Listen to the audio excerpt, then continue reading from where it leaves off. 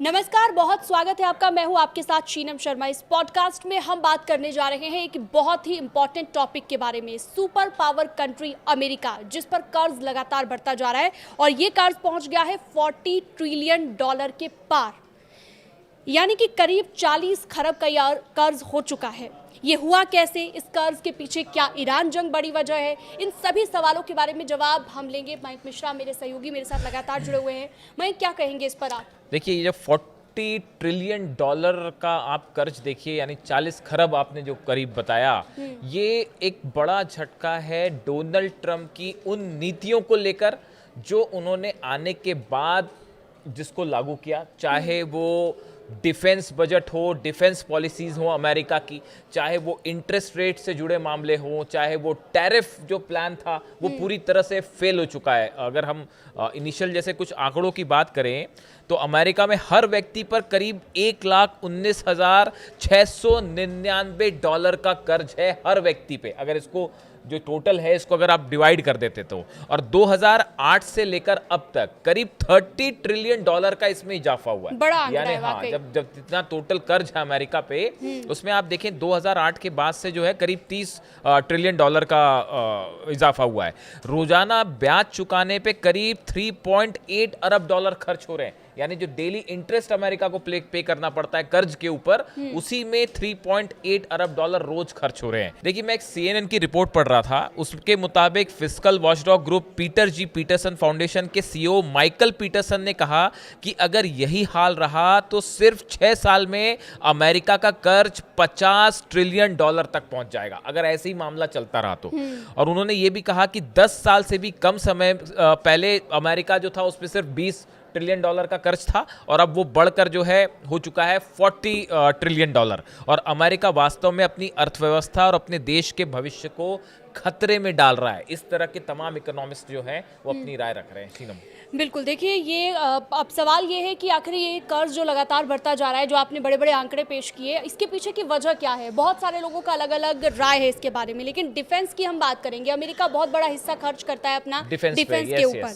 खासतौर पर क्या हम ये समझें कि हाल ही में जो जंग हमें देखने को मिली, जो ईरान जंग है, वो भी एक बड़ा रीजन है इसके पीछे कि कर्ज लगातार प्रति व्यक्ति बढ़ता जा रहा है अमेरिका? देखिए, डिफेंस पर करीब $2.5 अरब जो है वो रोज खर्च करता है अमेरिका, डेली, एवरीडे। और देखिए, इसमें मामला ये है कि आप देखें डोनाल्ड ट्रंप के आने के बाद से, चाहे एक सबसे बड़ा तो मुद्दा ईरान जंग रहा, जिस तरह से डोनाल्ड ट्रंप और उनके एडवाइजर्स ने सोचा था कि जब हमले हुए ईरान पर, तो इनिशियली उन्होंने सोचा था कि हम 4-5 दिन में जो है वो जंग जीत लेंगे, और मैक्सिमम अगर जंग चलती भी है तो 10-15 दिन से ज़्यादा जंग नहीं चलेगी, इस तरह का उनका अनुमान था।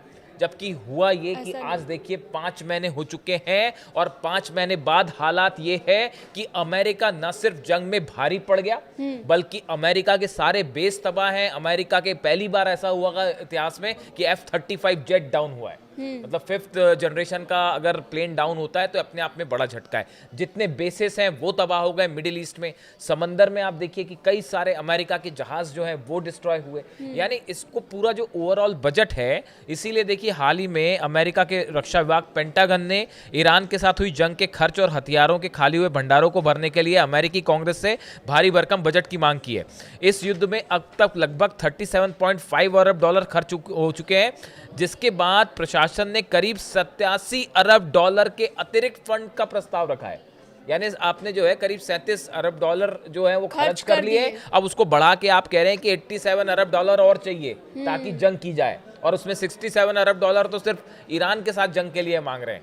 तो देखिए, हालात ये है कि जो पहला फैक्टर है अमेरिका के इस कर्ज में, वो है ईरान से करारी हार अमेरिका की डिफेंस पॉलिसी की हार है, जो फाइनेंशियल नीतियां थी उसकी हार है, जो प्रोजेक्शन था वॉर को लेकर कि इतना खर्च होगा, वो खर्च उससे कई गुना आगे बढ़ गया, और टाइम भी काफी आगे बढ़ गया। तो इस पूरे डिफेंस सेक्टर में आप देखें, और इसके अलावा सिर्फ यहाँ का सवाल नहीं है, कभी आप वेनेजुएला पर हमला करते हैं, कभी कहते हैं ग्रीनलैंड पर हमला कर दूंगा। तो ऐसे जो ये जो लिस्ट है इसमें अगर इस तरह के ऑपरेशंस अगर आप करते रहेंगे, जिनका कई कोई ऐसी अंत नहीं है। नीतियां हैं हम कह सकते हैं तो जो ये बात ट्रम्प सरकार ने डिफेंस, अपनाई, ये बात जो डिफेंस की है। रीजंस रहे, डिफेंस की हमने बात कर ली। अब बात कर लेते हैं इंटरेस्ट रेट की, क्योंकि इंटरेस्ट भी काफी लगता है जितना आप कर्ज लेते हैं और जो ब्याज अमेरिका को इस पर चुकाना पड़ता है। क्या हम ये कहें मयंक कि कर्ज भी एक बड़ी वजह है? हाँ देखिए, बिल्कुल। क्या होता है कि जब भी कोई सरकार कर्ज ले रही है कहीं से, तो उसमें आप जो इंटरेस्ट पे करते हैं, जैसे अमेरिका का ही अगर आप आंकड़ा ले तो केवल ब्याज चुकाने में ही रोज अमेरिका को 3.8 अरब डॉलर का खर्च करना पड़ रहा है। यानी एक दिन में आपने जो कर्ज ले रखा है उसको वापस करने में ही आपको रोज करीब 3.8 डॉलर का इंटरेस्ट देना पड़ रहा है, उसमें ब्याज देना पड़ रहा है। जैसे हम बैंक से कोई कर्ज लेते हैं तो जो ब्याज देते हैं, इंटरेस्ट वैसे ही 3.8 डॉलर का कर्ज देना पड़ रहा है पर डे। बढ़ते कर्ज के साथ उसका ब्याज भी सरकार के लिए बड़ी समस्या बनता जा रहा है। पुराने कर्ज पर निवेशकों को ब्याज देना पड़ता है और कर्ज बढ़ने के साथ ही यह खर्च भी बढ़ता जाता है। इससे सरकार के पास दूसरे जरूरी कामों के लिए उपलब्ध पैसा सीमित हो जाता है।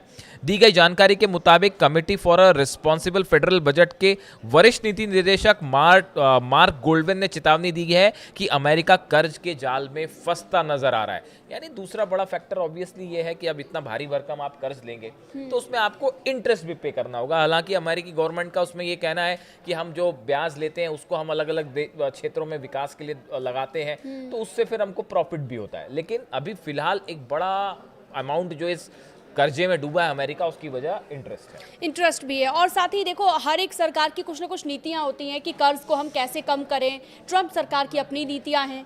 हाँ, उन नीतियों की अगर हम बात करें तो कौन कौन सी नीतियां सरकार ने ऐसी अपनाई जो फेल हो गई, जिसकी वजह से हम कह सकते हैं कि ये कर्ज जो कम होना चाहिए था वो बढ़ता चला गया? बिल्कुल। देखिए, जब ये ट्रम्प सत्ता में आए थे, पावर में आए थे, तो उन्होंने एलन मस्क के नेतृत्व में जो है एक सरकारी दक्षता विभाग बनाया था।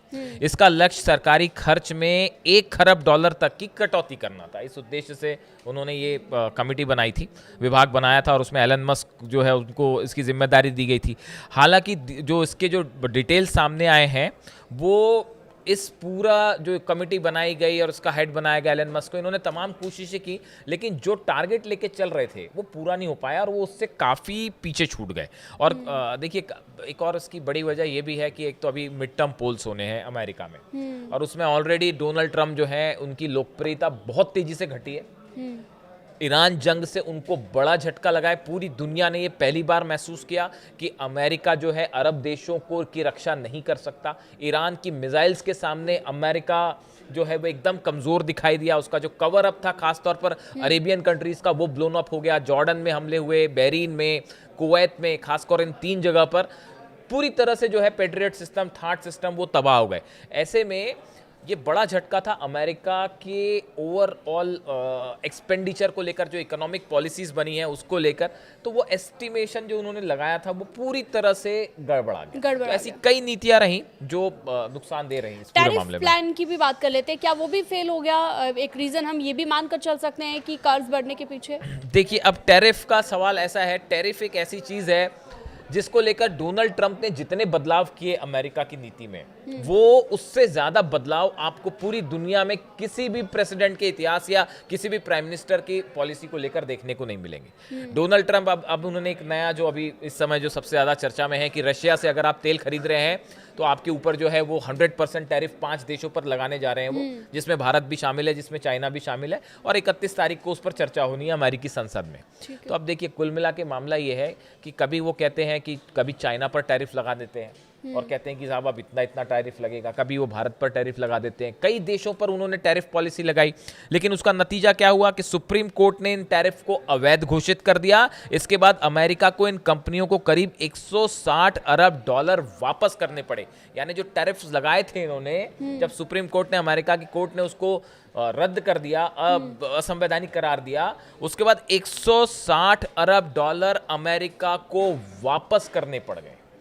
तो ये एक बड़ा झटका था। इसीलिए अगर आप देखें कि जो टैरिफ प्लान था डोनाल्ड ट्रंप का, वो टैरिफ को लगाते हैं, कब लगा देंगे और अगले 2 दिन बाद उसको कम कर देंगे, वापस कर, कोई भरोसा नहीं। तो उनकी ये कंसिस्टेंट पॉलिसी ना होने के कारण टैरिफ प्लान जो था और देखिए जिस तरह से उन्होंने टैरिफ लगाए, ईरान अक्सर इस बात को कहता है कि ये आपने एक तानाशाही रवैया अपनाते हुए जो है वो टैरिफ लगा दिया, आज इस पे टैरिफ, कल उस पे टैरिफ। भाई अमेरिका में एक प्रोसीजर है टैरिफ लगाने का, संसद से आपको परमिशन लेनी पड़ेगी, अब जो नियम कायदे हैं उनको फॉलो करना पड़ेगा, इसीलिए सुप्रीम कोर्ट ने उसे रद्द कर दिया।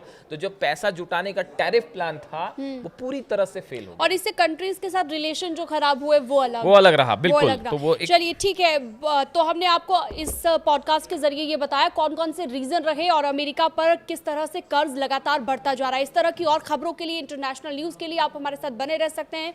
फिलहाल दीजिए इजाजत, नमस्कार। Thank you.